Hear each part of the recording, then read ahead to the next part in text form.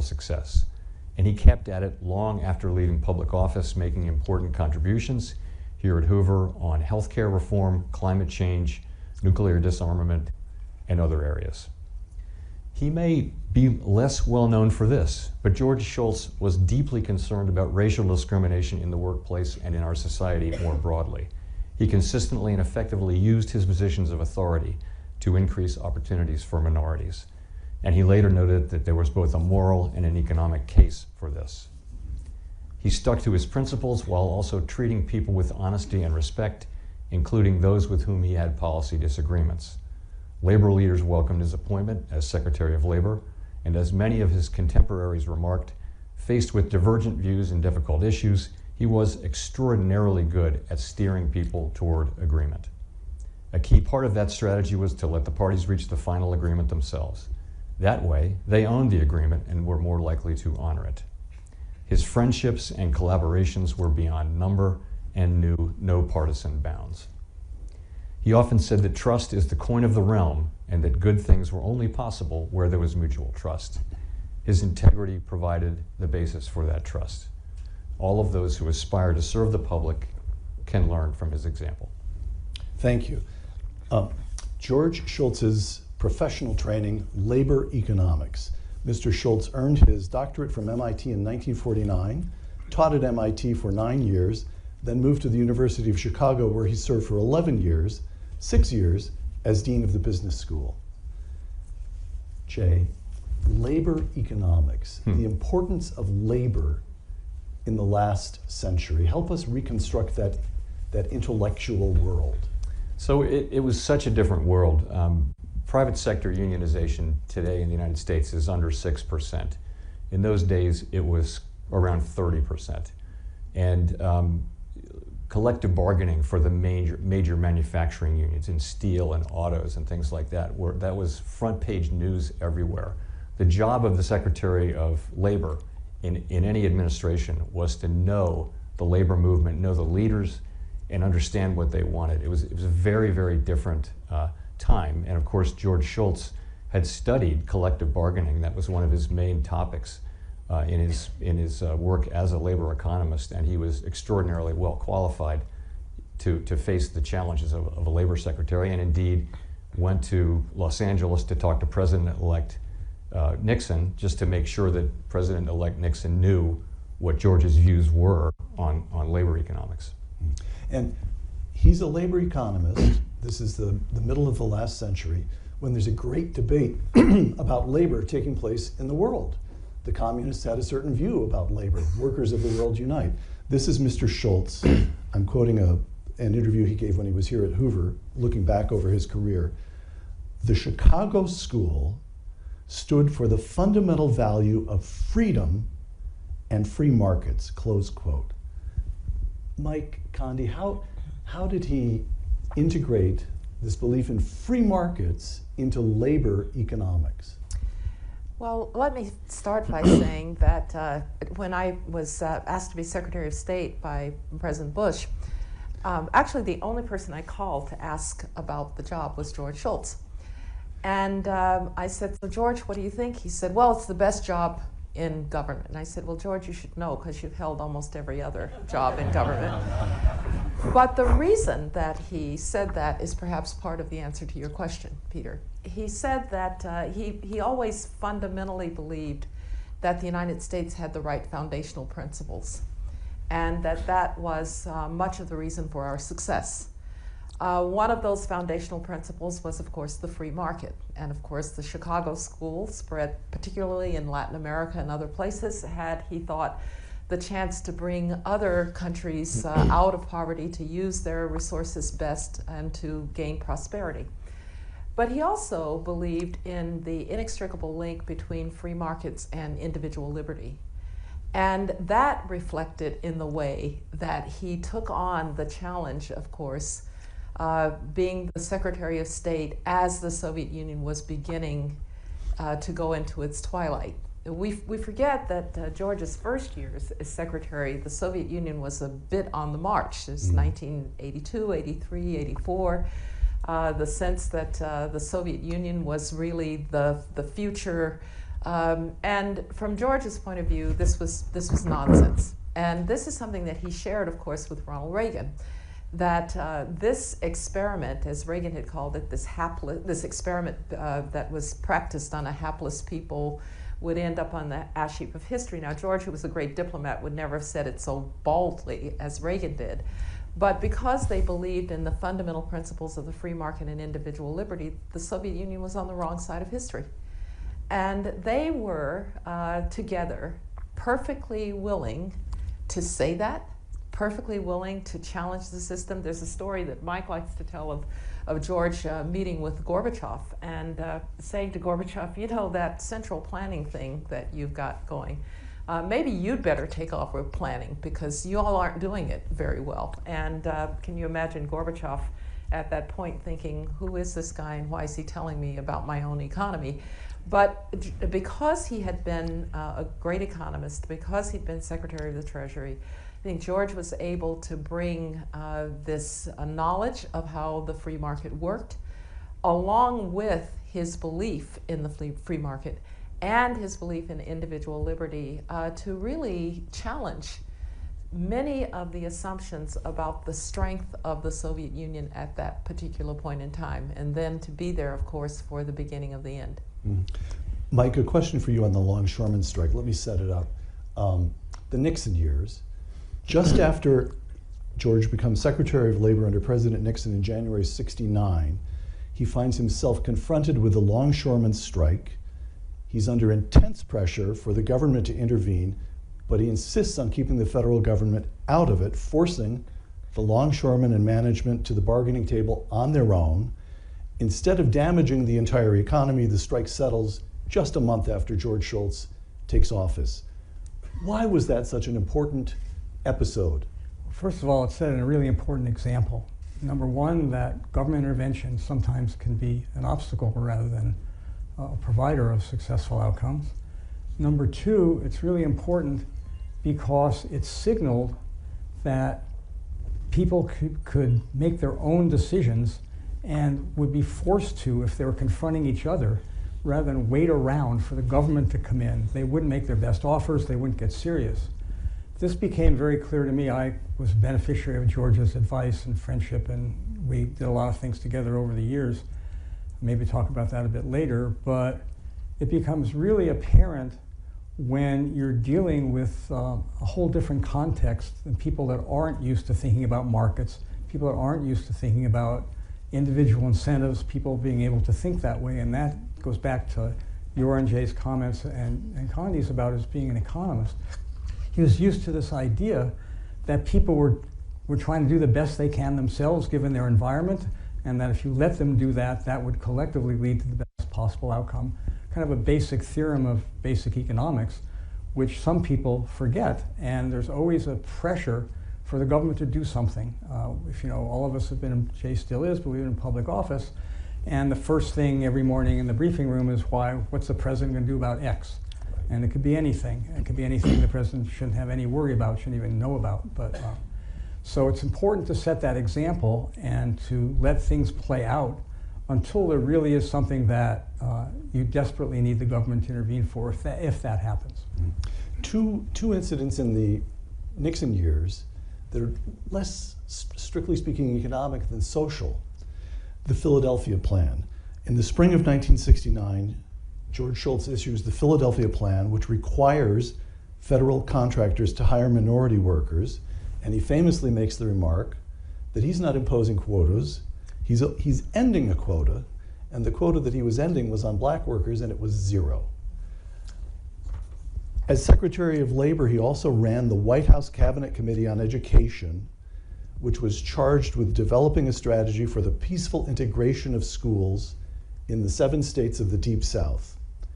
He ended up running it because Vice President Spiro Agnew wanted nothing to do with it. He was given the chairmanship and never turned up for any meetings. There's a famous moment, I heard Mr. Schultz himself tell this story. George Shultz has the chairs of the Mississippi Committee come in. It's a white man and a black man, and he has them sit down together in the White House. And as they get close to an agreement, Secretary of State leaves the room. And I'm quoting George Shultz here. I learned long ago, you mentioned this in your remarks, Jay. I learned long ago that when parties get this close to an agreement, it's best to let them complete their deal on their own. That way the agreement belongs to them, close quote. By the end of the Nixon administration, this is a statistic I found staggering, I wasn't aware of it, more than 90% of black children in the South were attending integrated schools.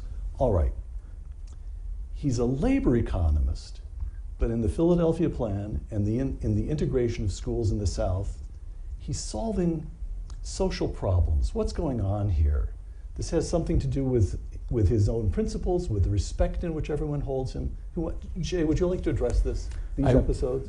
I would. So this is something that people need to know more about. George Shultz is an extraordinary accomplishment, and it is consistent through his career. He started the first minority program to bring kids into the University of Chicago Business School and many other things along the way. But in this case, Brown v. Board is decided in 1954. This is 15 years later, and there are 7 southern states that have just not desegregated their schools. The Supreme Court makes it clear that the argument is over and we're going to do this. George Shultz he takes over this commission, and he picks a black person and a white person from each of the 7 states. He gets them together, and they figure out how to do this because they now know this is going to happen, and he gets them to realize that, and the whole idea is this has got to be done without violence, and he manages to get that done. It's an extraordinary accomplishment. How did he do it? This is the sort of the full Schultz playbook of bringing people together, treating them with respect, empowering them, enabling them to take on this terrible, difficult issue, and it really worked. I mean, the schools did open without violence in these 7 southern states, and it's quite a remarkable story, and he really made it happen. So quite extraordinary. Well, actually, I lived it. Yeah. Because I was a kid in elementary school in Birmingham, Alabama, in the early 1960s. And Brown versus Board of Education 54, essentially nothing happens in integration of the schools, despite the striking down of separate but equal. They just ignored it. They just ignored it, just ignored it. And then finally, after the Supreme Court, so they came up with this plan called, just before George's intervention, called choice. Now, choice is a good thing these days. In those days, it wasn't a particularly good choice because good idea, because the idea was probably white parents would choose to keep their kids in white schools, and black parents would choose to send their kids to white schools. As it turns out, nobody chose to do anything. And this is actually kind of a funny story, a few poor teachers were sent to integrate the faculties of these schools. And my mother was one who was going to be sent to a white school. Really? Yes, my father was terrified because he was worried about the potential violence. As it turns out, my mother didn't go, but they sent this poor white woman to our school at Druid High School. And I felt so bad for her because everybody just treated her really, really badly. You know, she was the only one. So this was going pretty imperfectly.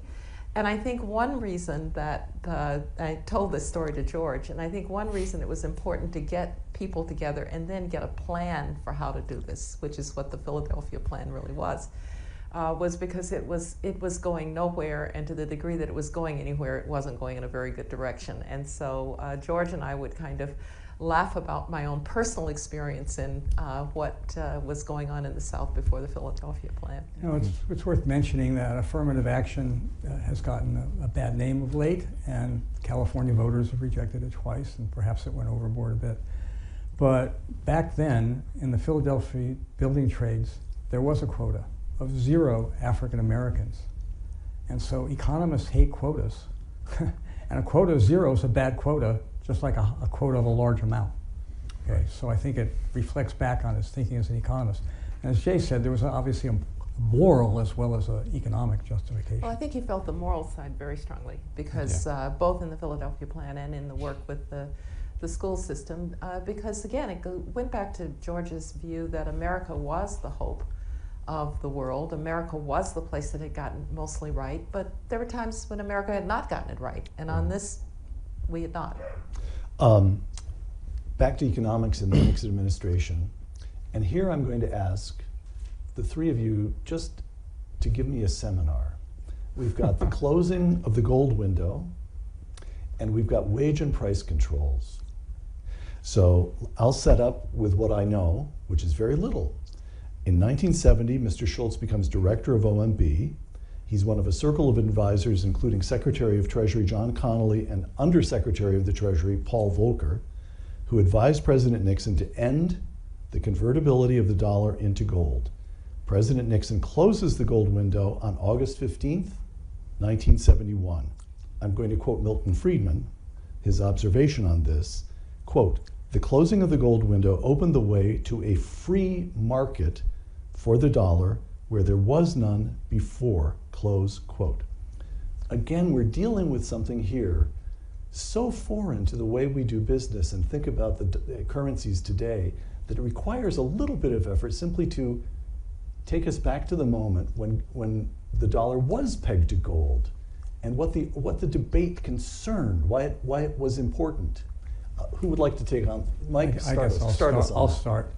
So if we go back to the end of World War II and what George and Condi like to call the Global Economic and Security Commons was established, the International Monetary Fund, the General Agreement on Tariffs and Trade, and the World Bank were established. And we established the dollar as the centerpiece of the exchange rate system. Most countries would have fixed exchange rates, and the US would peg the dollar, exchange dollars for $35 per ounce of gold, and it pledged to do that for the foreign reserves, dollar reserves of foreign countries. So this again was George in the international arena as well, because it affected other countries. Now, that enabled us to backstop economic growth across much of the world. Is that the idea? It's a little more complicated than that. And I don't want to bore people in the audience with this. But what it meant was you could not have, other countries and could not have an independent monetary policy along with the fixed exchange rates and free capital flows. Because if their interest rates were lower than ours, capital would flow out. They'd be pressured to devalue their currencies, and the opposite if their interest rates were higher than ours. So it created quite a conundrum, and we've seen that in more recent years when countries that had pegged their currency to the dollar ended that, and we've seen what happens. It was a little chaotic. So this, I think, was a major move. There had been a big intellectual debate for decades in economics about whether fixed or flexible exchange rates were better, and I think the flexible, market-oriented approach wound up winning, I think, to the world's advantage.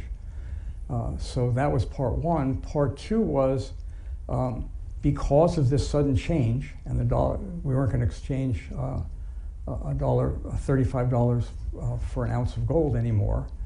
Foreign holders of U.S. dollar reserves were going to be in a pickle, and so they had to we couldn't revalue the dollar. They had to revalue against us, and so what happened was President Nixon imposed a 10% import charge that was going to be removed if and when they revalued their currencies appropriately, which is what happened. And within 18 months, the world kind of came to a bit of a equilibrium and things were going okay, and then a year later we had the oil shock Jay referred to earlier. And so I can't resist asking the chairman of the Fed if it worked. If we hadn't had the oil shock, it was a good idea. We were going to switch to a floating rate system eventually. Milton Friedman was right about this, and it was a good thing that we did. Okay, so this brings us, Condi, would you hop in on the gold window? Which person here is not like the others? I'll leave that to the economist. All right, then the wage and price controls, again, I'll set it up. President Nixon imposes wage and price controls. Director, as he was then, director of the Office of Management and Budget, George Schultz opposes the measure, but finds himself overruled by John Connally, as Secretary of the Treasury, and Richard Nixon. In 1972, George Schultz himself becomes Secretary of the Treasury, and by January 1973, he had abolished most of the mandatory controls. He abolished the controls entirely in April 1974, just before stepping down as Secretary of the Treasury in May. So again, it is inconceivable. The notion that a president of the United States would impose wage and price controls strikes me as inconceivable now. So we need this sort of reconstruction of what were they thinking, and then also is it fair to see this this episode as a kind of the old statist view represented by John Connolly versus the new Chicago school thinking in terms of free markets represented by George Schultz? Is it as simple and straightforward as that? Mike, do you want to take a shot at this? You know, for many, many decades, economists have debated, and we thought we had won this battle, but it's come back several times since, the propriety of using what's called incomes policies, which were basically the government jawboning business and labor, which may have made sense in the economy where a large fraction of the labor force was unionized. Unions were very powerful. If it made sense at all, that's when it made sense. But in any event, we wound up in this situation where we had just a remarkable series of key intellectuals coming to the conclusion that we weren't really sure what we could do about inflation and unemployment occurring at the same time. We had to do something. We didn't want to inflict any pain about disinflating the economy and causing a recession. We couldn't use monetary and fiscal policy very well. And this became a big debate. And we thought it had ended successfully with the end of wage and price controls, but it came back. In fact, when I was advising candidate Reagan in 1980, the campaign asked me to debate Walter Heller, who'd been President Kennedy's chair of the Council of Economic Advisor and a key architect of the Kennedy tax cuts, on this precise point. And you had, like the head of the AFL-CIO, key industrial business leaders like the heads of DuPont, Lane Kirkland and Ernie Shapiro, deciding they would decide what to do with the government in the room, kind of getting back to the point Jay made earlier. And fortunately, that didn't happen. We had a successful, if painful, disinflation. But I'll turn it back to Jay, because I know he has some views on this as well. Yes, Jay. So, I mean, the interesting thing to me is that, as Michael pointed out, there was almost a consensus that we needed income policy. In other words, that the government needed to jawbone companies informally at least, let alone, and then maybe would eventually need to do wage and price control. So if you go back to 1966, George Schultz held a famous conference with another University of Chicago person, and it was on guidelines. And the big names of the era debated. Milton Friedman famously debated Bob Solow over this. But people really thought that there was a problem to solve. There was general agreement that the problem of high inflation and high unemployment, that fiscal policy wasn't going to be able to handle that, monetary policy wasn't, so you needed the government to somehow do this. This was a bad idea. It was a really bad idea, and somehow it had become approximately conventional wisdom in these days. Milton Friedman, of course, was a big exception. George Schultz was on the right side of that. Paul Volcker was on the right side of that. But to me, there's a takeaway there, which is that, our understanding of the economy is ever evolving. The economy itself is ever evolving. So I think those of us who are doing economic policy have always got to remember that the structure of the economy is always changing, and that our understanding of it is always highly uncertain. So certain things that are sometimes accepted as conventional wisdom, people will look back in 50 years and think, like we're doing with wage price controls, they're going to say, what were they thinking at the time? Well, that's what they were thinking. They were thinking it was really the beginnings of stagflation, high unemployment and high inflation. What do we do? Very difficult problem. And Paul Volcker kind of had the answer and eventually did it. George Schultz deserves credit for supporting him, and Reagan deserves credit for supporting him as well. Yes, Connie, first. Yeah, I was just going to say that this is also quintessentially George Schultz. So he lost the argument. But he understood who was elected, and he was able to bide his time, and then when he had the opportunity, he worked to move things in the other direction. But George was, in that way, quintessentially a pragmatist always, also. He played a long game. He played a long game, and I think it isn't as well understood that when you're in government sometimes, you're going to win some and you're going to lose some, but if you never lose sight of what you think is right, you might have a chance to correct it. And I know that the wage and price controls, for George, this was really an anathema. And he thought one of the arguments that he was most unhappy that he lost, because he thought it did great damage. But when he had the opportunity, he reversed it. So, Yes, yes, one quick comment with respect to Condi's comment about winning some, losing. We always thought we were doing well if we were above Shaq's free throw percentage. But it's important to remember what was going on in the economy, as Jay has mentioned. Nixon imposed wage and price controls when inflation got up to 4%. It's important to have that historical reference in the back of your mind. So, thank you for the seminar. What I hadn't realized is the extent to which there was a debate going on within the discipline of economics when the shock hits, which means you don't have, I don't know how to put it, I don't want to use the word establishment, but you don't have consensus on how to respond when the oil shock hits. In the 70s, the economy is taking one blow after another, and the economists are, there's a debate about what should be done. There's a kind of uncertainty. Is that fair? A fair description? Absolutely. All right.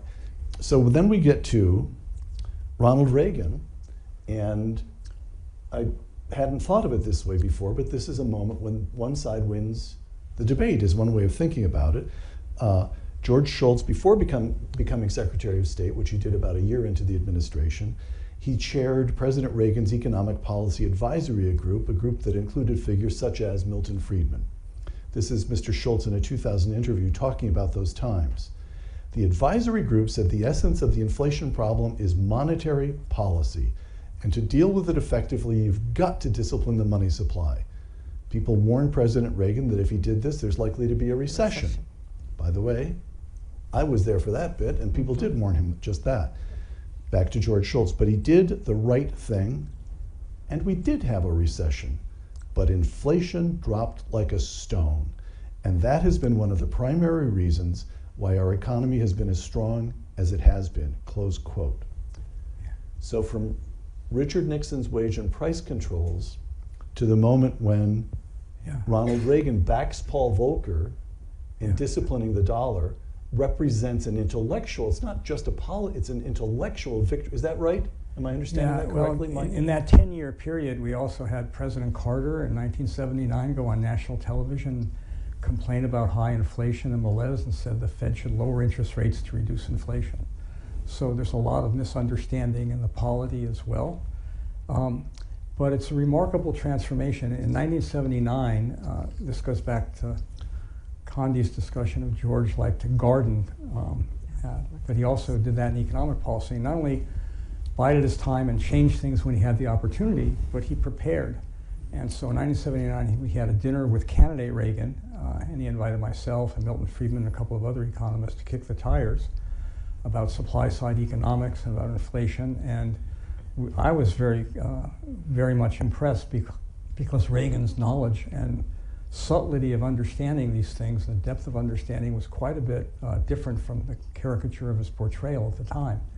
And so I think that George was preparing for this moment and letting Reagan talk to some people that he came to respect, that worked with him and for him, and developed an understanding. And Reagan also had very strong principles, and he understood how serious high inflation was.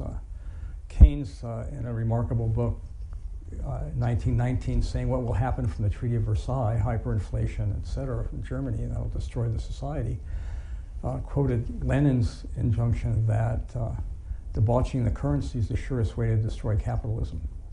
And so it's a very, very strong sense in Reagan that we have to, at the time, inflation's double digits, and had been rising at the same point of every business cycle since the 1960s. If you measure the trough, the midpoint, or the peak, it's going up and up and up. And it peaked at around 13%. And so there was a desperate need to disinflate the economy. It was painful, but it was the right thing to do. Condi, you remember those, well, you were still at Denver, weren't you? No, I'd just become a faculty member at Stanford and was trying to buy a house. And I do remember so you do remember inflation. I remember it very, very well. You remember interest rates. But I was going to make a point about George in this regard, because we all know that George Shultz was a very fine public servant, and it was mentioned he was also an academic, and he cared about these intellectual debates. He cared about winning the debate with ideas. It wasn't name-calling. It wasn't, you're just evil. He actually liked to get ideas on the table and debate them. And he liked to debate them with people who disagreed. And when he had an opportunity with Reagan, he brought people together for Reagan to listen and to hear the ideas. And Mike mentioned this because you were there. I would see it later with George W. Bush. And that George would bring together these groups of people for these politicians, and he would count on the ability to convince and persuade through good ideas to really challenge people who wanted to be the elected officials who were going to carry out policy, to really understand what they were listening to. And I have to say the Hoover Institution played quite an important role in this, people like Milton Friedman and others, Mike Boskin. But it was George who would convene these people with people who were going to actually be in government, who were actually going to run for office. You know, we sometimes, as people in the academy or people who, like Mike and I or Jay, have served in government, people say, well, I like policy but not politics. Well, unfortunately, policy has to go through politics to actually become policy. And George understood that, and so he often spent a lot of time with the people who were actually making decisions, trying to convince them. And it's, with Ronald Reagan, he found somebody who had everything that needed to change many of our assumptions about the way the world worked. It wasn't just in Washington. The second time, George dragooned me into doing something. The first time when his Treasury Secretary he called me, I'd never met him, and he got me involved, Marty Feldstein, as the advisors to a commission to talk about the benefits of philanthropy and the benefits of the tax deduction for raising lots of money for charities, probably more than the government was losing in revenue by allowing the deduction. Then a few years later, it was to go up to Sacramento to talk to then Governor Brown in his first of his two two-term stints as governor. And California was running a large surplus. We had a very high inflation. The tax brackets weren't indexed, so revenue was rolling into the state, and property taxes were going up because they were being revalued. And the governor wanted to convince us to back him running a bigger and bigger surplus, and which I think he wanted to do to later on have an even larger tax cut and run for president. But in any event, so we went up there, and a cute anecdote is at the time he was dating Linda Ronstadt. And so Governor Brown, not George. Absolutely. Absolutely. Obie wouldn't have gone for that. And in any event, and so lunch was kind of dietetic. He was in training. In any event, we thought this was a bad idea, and that's one of the untold stories of how Prop 13, the California's property tax revolt and initiative that limited property tax increases, happened because this was going on while the state had a gigantic surplus. Jay, can you work Linda Ronstadt into? I don't think I can. Oh, all right. So when you look back on this episode with Nixon, which I now see actually, it's important to understand it as part of a continuum from Nixon wage and price controls to what takes place in '81, backing Volcker to shrink the money supply. I'm struck that again and again, George Shultz is there. Furthermore, that we think of him so often, people emphasize character, which is totally fair and true, of course, but he took the life of the mind, this is the point Condi made, he took his intellectual life extremely seriously. And we've got this intellectual project taking place at the University of Chicago. They believe they reach conclusions, Milton Friedman and George Stigler and George Shultz. And then it's George Shultz who has this kind of genius to take the intellectual findings and work this strange territory between intellectuals and office holders to get the right thing done. So what does that, now I know you knew George Shultz the least, but I actually find that a striking datum that you took the time to fly out here because he means so much to you as an example. So what does that tell us about the way an intellectual, an academic goes about public service at its best? So he obviously got the big things he got right. So collective bargaining he got right, exchange rates he got right, wage and price controls. He was right on those issues, and history has very much vindicated that. And of course, he was a great Secretary of State and helped end the Cold War. I mean, we could be here just listing his, let alone discussing his many accomplishments. But I would say as important as his extraordinary achievements is the way he approached public policy. I am very, it resonates very much with me that the way he brought people together with respect and integrity and wound up being able to foster agreements on super difficult issues like this desegregation of the schools in the Deep South and many other areas. He was an extraordinary public servant, even if you didn't agree with those policy conclusions, which I did. So that's another aspect. Yeah, he continued to do that until very late in life. I mean, he was convening things at Hoover. He was a huge presence here. He often convened groups on various issues. I was privileged to do many, sometimes with colleagues here, especially John Cogan and John Taylor, on economic stuff. But he always tried to get alternative points of view. He tried to get people debating and discussing, and he tried to get people in a conference room we had called the Annenberg here, and we would sit there and we'd understand facts and theories and data and history and debate about what the best path forward was on a variety of pretty complicated issues that often don't have just singularly clear conclusions, but have trade-offs, involve something else that being an economist teaches you to pay a lot of attention to. Mm-hmm. George Shultz as teacher. George Shultz becomes Secretary of State in 1982, and he serves until the end of the Reagan administration.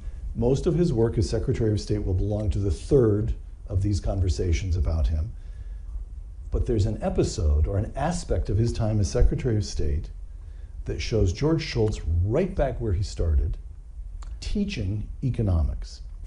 I'm quoting now from The Cold War by John Lewis Gaddis.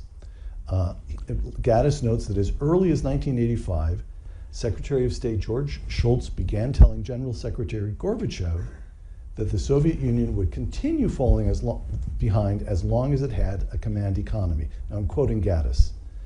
"You should take over the planning office here in Moscow," Gorbachev joked, "because you have more ideas than they have." In a way, that is what Shultz did. Over the next several years, he used his trips to Moscow to run tutorials for Gorbachev and his advisors, even bringing pie charts to the Kremlin. Gorbachev proved surprisingly receptive, close quote. Condi, Yeah. this is, I mean, it sounds almost like a Monty Python sketch, Right, but it happened. and look, I think this is one where George had mixed results. And I would say they were mixed results because it was very hard to penetrate the Gorbachev or any of them, the idea that this thing called capitalism and markets could actually make everybody richer. And I remember Gorbachev saying at one point, actually to George H.W. Bush, he was trying to explain how in capitalism somebody will found a company. And yes, they'll get rich from that, but there'll be all these jobs and the economy will grow and so forth and so on. And at one point, George H.W. Bush turned to me and said, "Are they translating this?" And I said, "Mr. President, I'm afraid this just doesn't translate." All right. So, but George was indefatigable. He would go and he would take his pie charts and he would explain why central planning didn't work. And maybe underneath it eventually had an effect, because one of the things that Gorbachev tried to do, and George was very proud of this, was he actually tried to have these little private enterprise shoots. They wouldn't privatize the economy as a whole, but they had little entrepreneurial businesses that they started to build called collectives, so that somebody would be able to have a restaurant that was private.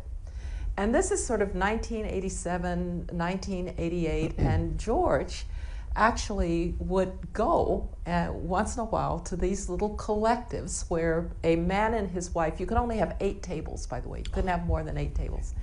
And so he would go because, and by the way, much to the chagrin of the diplomatic security and the like, he would go down into some town and go to one of these collectives, because he actually did believe that that could be the beginning of capitalism. So he understood that it was too much to try to explain to them that you could have this thing called the market and it would all work out. But these little experiments, he was always very proud of, and thought maybe he'd had a part I can in pick getting up on them that to do because it. I got to deal with it subsequently Yeah. when the Berlin Wall fell, et cetera.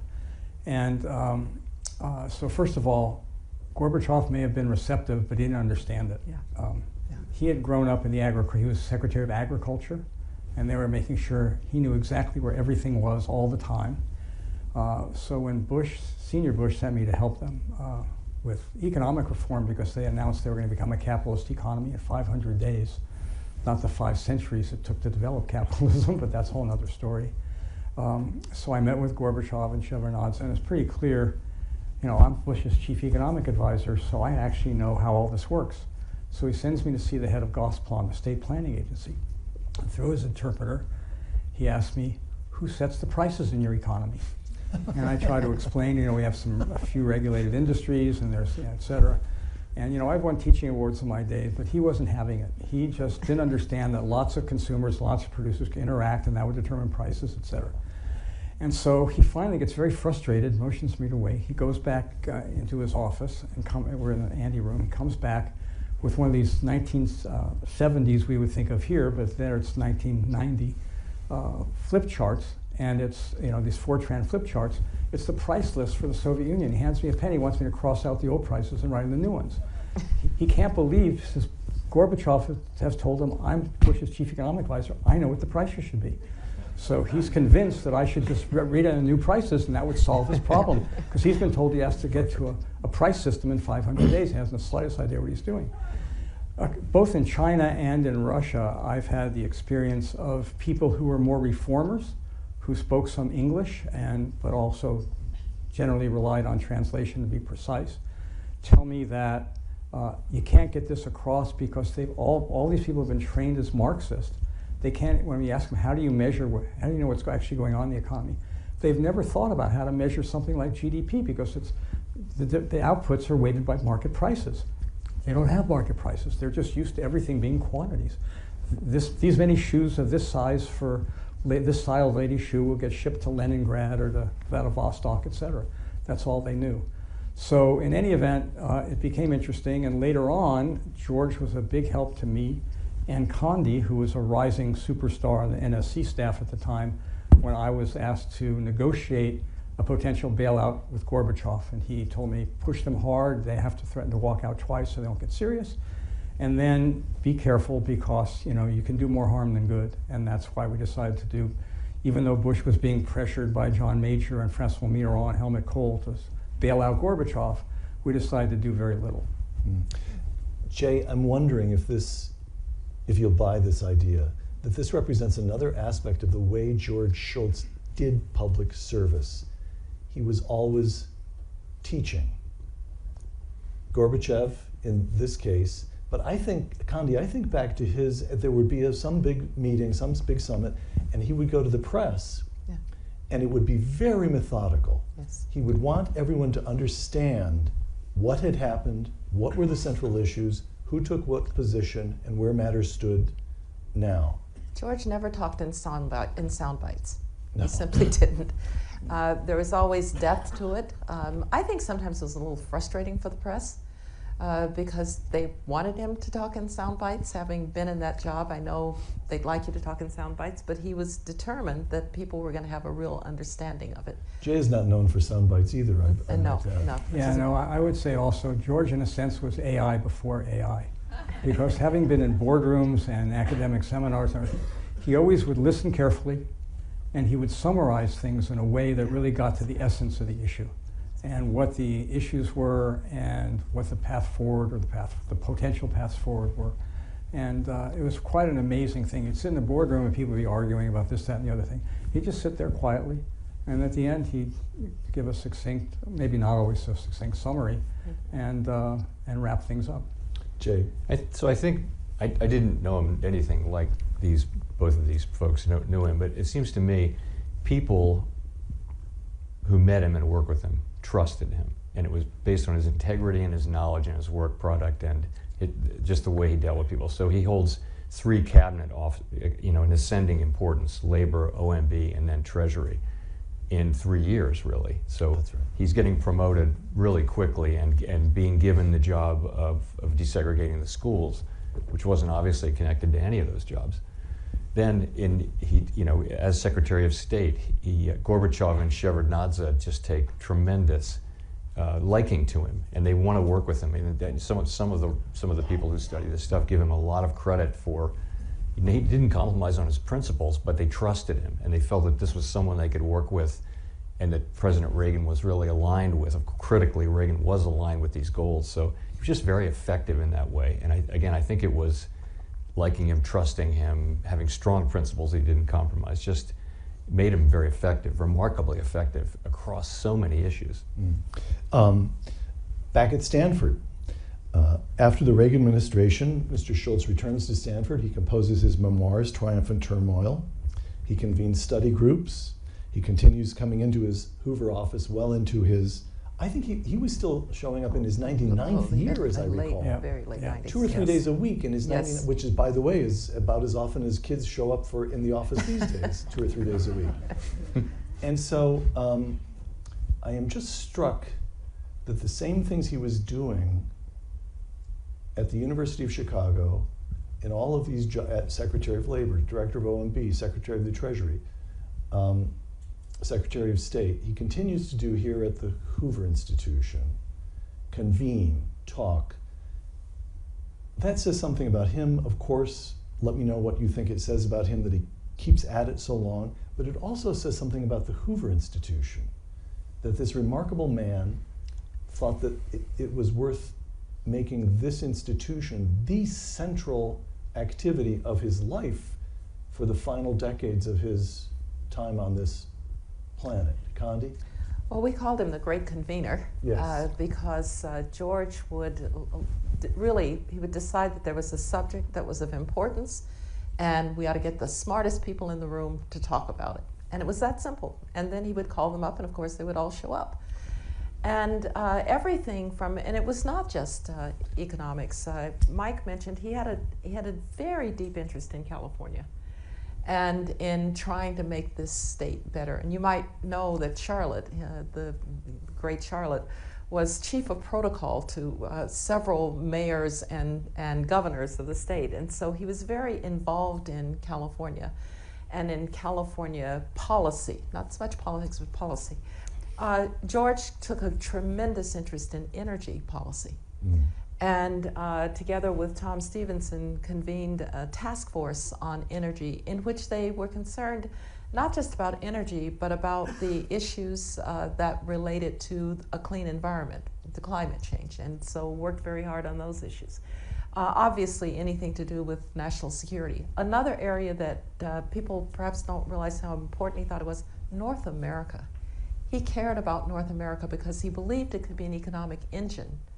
If you thought about the assets of Canada, the United States, and Mexico together, that this could be a tremendous economic engine. And so I always thought of George's life as an economist, his understanding of the economy, and the way that he engaged these incredibly important public policy issues as being inherently linked. And it goes back to that belief in markets, to that belief in free enterprise, to that belief in individual liberty, and they would all show up in these convenings that George would do. But his reach across so many public policy issues, very often starting from the economic side and branching out, is really quite extraordinary. I think it made him a far better Secretary of State, because he really understood what a lot of these countries were trying to do in providing for their people.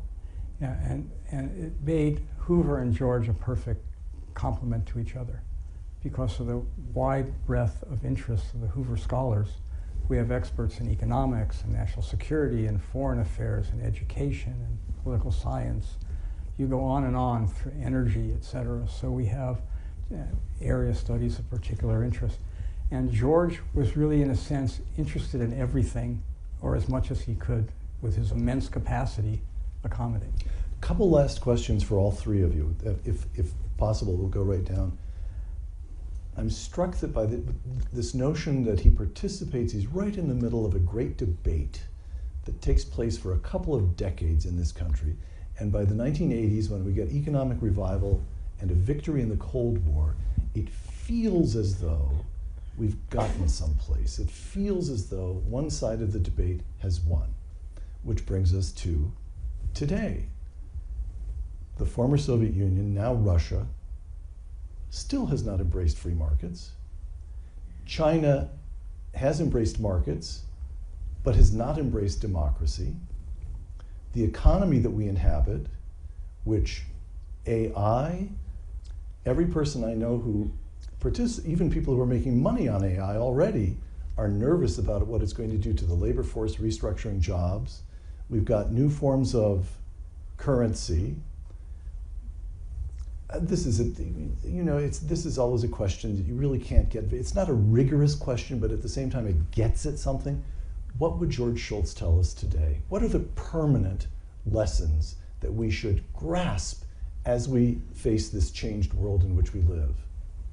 Mike, would you like to go with? Yeah, I would say that at the core of the way George thought about things was combining facts, ideas, and experience. He firmly believed you didn't really understand something deeply unless you understood it intellectually and had experienced it in your gut. And I've come to that point of view over a long time, partly under George's influence, but just my own experiences. And so I think he would try to make sure that you merge those things in your thinking about issues. Number two, he would say, stay engaged. Stay engaged. Try to be constructive in any way you can. And to me, that's a great lesson from his life. Stay engaged, whether that's in the cabinet at the federal government level, whether it's your local school board or whatever you happen to do, stay engaged and try to make things better. He loved the phrase, democracy is not a spectator sport. And so stay engaged. Jay, what are the permanent lessons? I agree with all of that. I mean, history doesn't end, so we're into a whole different set of challenges looking forward, and we need to remain engaged.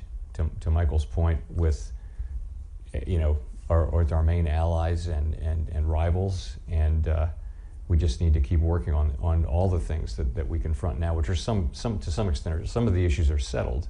Like the issue of price controls is no longer, we understand now that the central bank is responsible for price stability.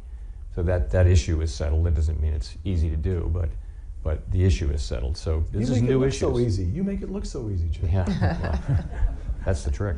Yeah. No, but so things like nuclear disarmament, we were probably closer to that 20 years ago than we are now. So these issues don't go away and new issues arise, and I call for very much, I think the way George Shultz approached public policy and engagement are exactly what we need now. Yeah.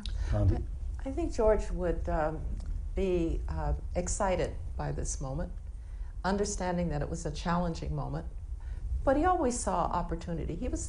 Ultimately he was an optimist. He believed things could be solved if you kept at the core the principles on which the United States was founded.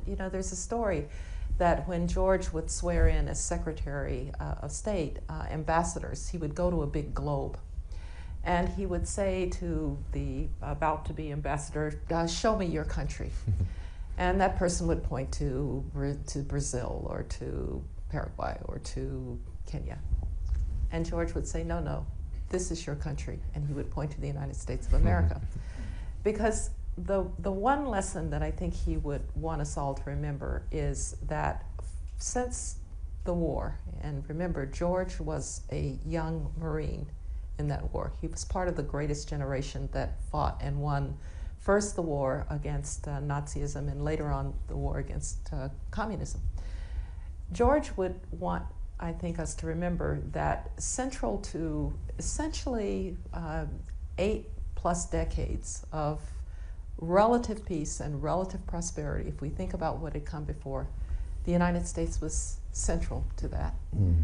The United States was central to it because it was founded on the right principles. It worked through its problems like segregation. It worked through issues and came to the right answers on how to stimulate the private sector. without wage and price controls, and he just had an unfailing belief in this country. And so I think he would say, garden with your allies, they're important, but never think that anything good is going to happen if the United States of America withdraws. Last question. I see some Stanford students here. They didn't know George. They were born after the Soviet Union became defunct. As a matter of fact, we might as well have been talking about the Grover Cleveland administration as far as they're concerned. So can you sum up just in give me one sentence that they need to understand about George Shultz? Mike? That you can serve with integrity in anything you do, whether it's in public life, in the business world, in a think tank, in academia. You can serve with integrity, try to do the best you can, and try to make sure that you take your God-given skills and make the most of them. You only have one shot at it. Jay? Yeah, I mean, I think the things that he accomplished were hugely beneficial to this country. We can all be grateful for that, and those of you who are students and looking ahead, I would hope people would look at him as an example and think, I'd like to do public service, I'd like to serve this great country, and make my own contribution. Yeah. Condi?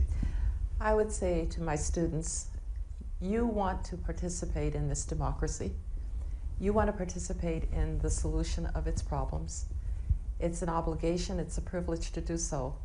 But George Shultz would have probably said, first know something about the problems you're trying to solve. Yeah, for sure. Michael Absolutely. Moskin, Condoleezza Rice, That's and perfect. Jay Powell, thank you. Thank you. Thank you.